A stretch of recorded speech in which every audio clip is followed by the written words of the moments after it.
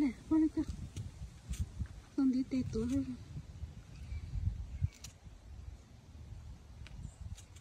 lại tí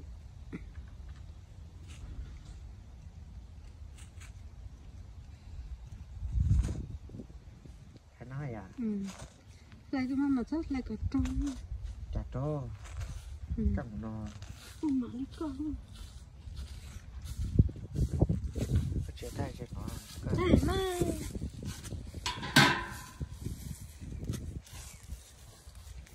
một con một lỗ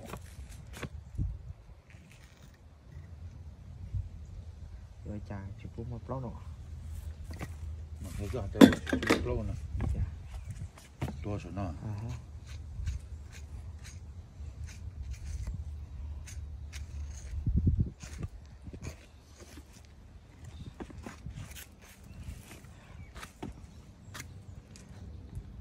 tôm plak hậu thế, mình thà nào cái này, cho một lông xem mà,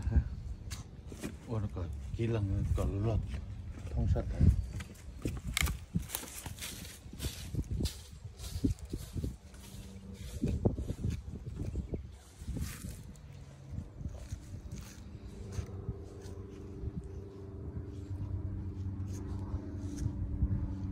tháo vào đúng à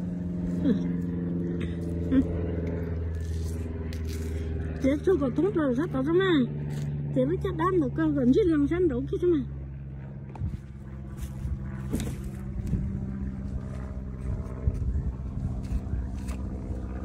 ok cờ sáng đủ kia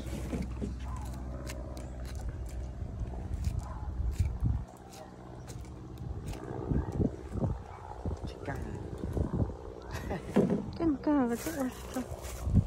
chỗ để coi tụi ô chinh hả này tụi nó tờ tờ chưa được gì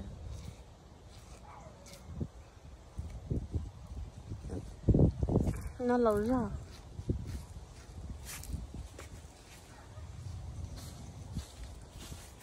lâu đây cho cả tống lâu nữa cơ là to hơn